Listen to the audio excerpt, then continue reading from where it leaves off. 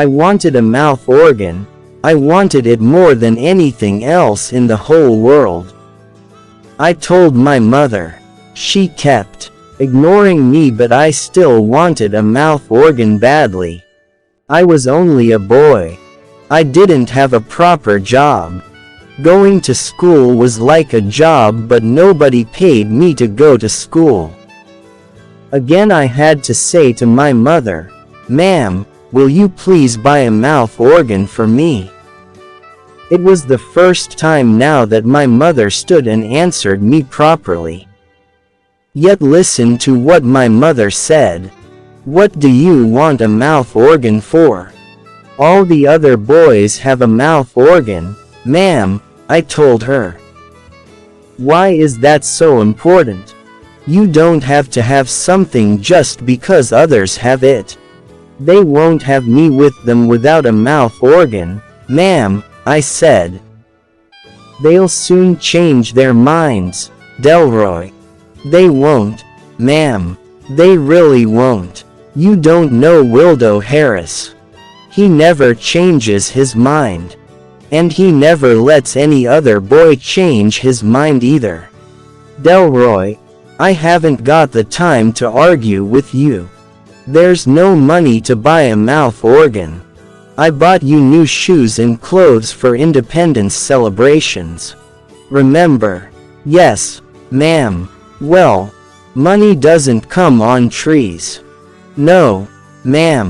I had to agree. "It's school day. The sun won't stand still for you. Go and feed the fowls. Afterwards milk the goat. Then get yourself ready for school." She sent me off. I had to go and do my morning jobs. Oh, my mother never listened. She never understood anything. She always had reasons why she couldn't buy me something, and it was no good wanting to talk to my dad. He always cleared off to work early. All my friends had a mouth organ. Wildo, Jim, Desmond, Len, everybody had one, except me. I couldn't go round with them now. They wouldn't let anybody go round with them without a mouth organ. They were now the mouth organ boys. And we used to be all friends. I used to be their friend. We all used to play games together and have fun together. Now they pushed me away. "Delroy, Delroy," my mother called. I answered loudly. "Yes, ma'am." "Why are you taking so long feeding the fowls?" "Coming, ma'am." "Hurry up, Delroy." Delroy, Delroy. Always calling Delroy. I milked the goat. I had breakfast.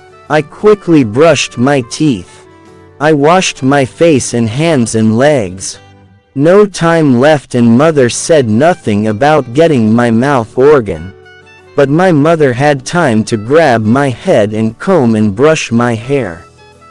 She had time to wipe away toothpaste from my lip with her hand. I had to pull myself away and say, "Good day, ma'am."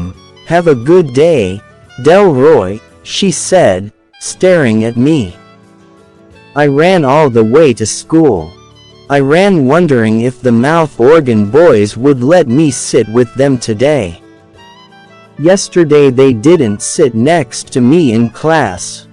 I was glad the boys came back. We all sat together as usual. But they teased me about not having a mouth organ. Our teacher, Mr. Goodall, started writing on the blackboard. Everybody was whispering, and it got to everybody talking quite loudly. Mr. Goodall could be really cross. Mr. Goodall had big muscles. He had mustache too. I would like to be like Mr. Goodall when I grew up. But he could be really cross. Suddenly Mr. Goodall turned round and all the talking stopped, except for the voice of Wildo Harris. Mr. Goodall held the chalk in his hand and stared at Wildo Harris. He looked at teacher and dried up. The whole class giggled. Mr. Goodall picked out Wildo Harris for a question. He stayed sitting and answered. "Will you please stand up when you answer a question?" Mr. Goodall said. Wildo stood up and answered again. Mr. Goodall ignored him and asked another question. Nobody answered. Mr. Goodall pointed at me and called my name. I didn't know I knew the answer. I wanted to stand up slowly, to kill time. But I was there, standing. I gave an answer. "That is correct," Mr. Goodall said. I sat down. My forehead felt hot and sweaty, but I felt good. Then in schoolyard at recess time, Wildo joked about it. Listen to what he had to say. Delroy Brown isn't only a big head. Delroy Brown can answer questions with big mouth. Yay! The gang roared, to tease me. Then Wildo had to say, if only he could get a mouth organ.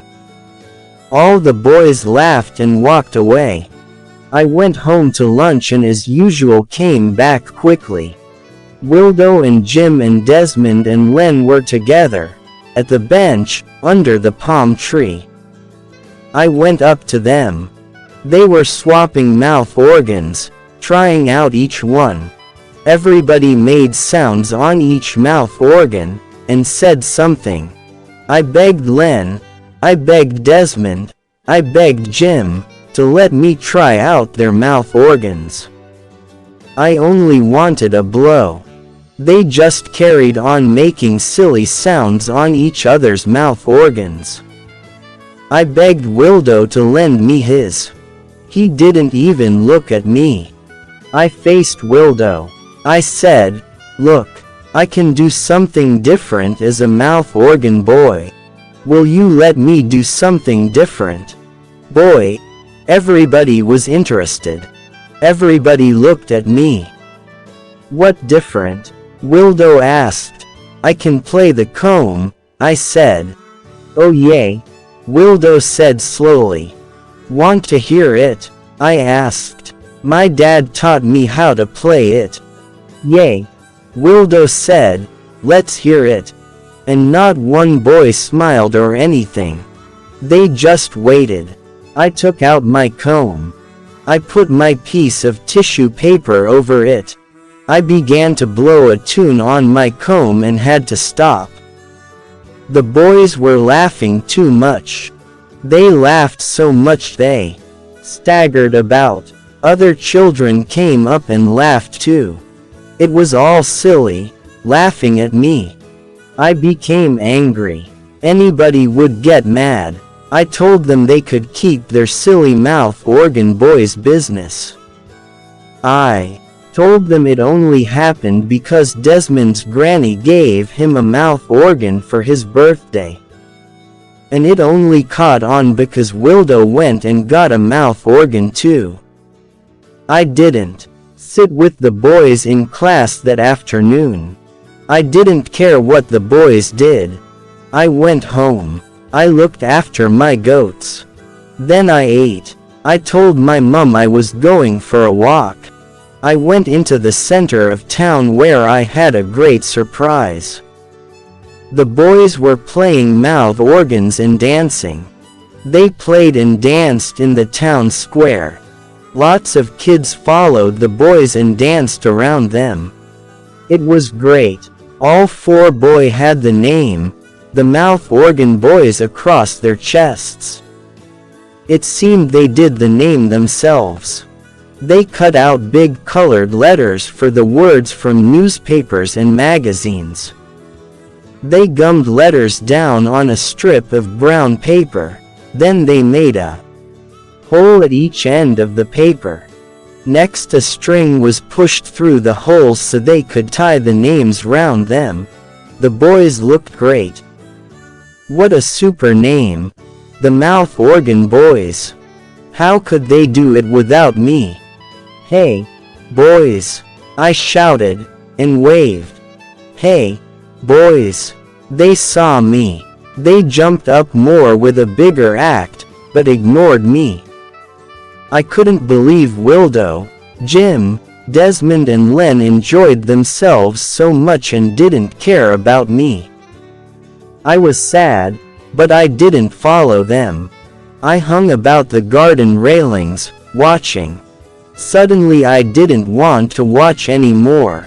I went home slowly. It made me sick how I didn't have a mouth organ.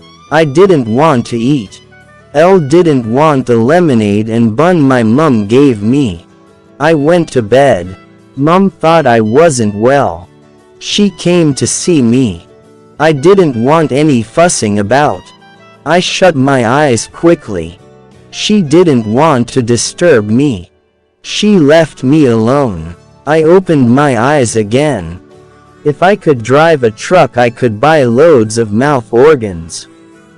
If I was a fisherman, I could buy 100 mouth organs. If I was an aeroplane pilot, I could buy truckloads of mouth organs. I was thinking all those things and didn't know when I fell asleep. Next day at school, the mouth organ boys sat with me. I didn't know why, but we just sat together and joked a little bit. I felt good running home to lunch in the usual bright sunlight. I ran back to school. The mouth organ boys were under the palm tree, on the bench. I was really happy. They were really unhappy and cross, and this was very strange. Wildo grabbed me and held me tight. "You thief," he said. The other boys came around me. "Let's search him," they said. "No, no," I said. "No, I've lost my mouth organ and you have stolen it," Wildo said. "No," I said. "No. What's bulging in your pocket, then?" "It's mine," I told them. "It's mine." The boys held me. They took the mouth organ from my pocket. "It's mine," I said. But I saw myself up to headmaster. I saw myself getting caned. I saw myself disgraced.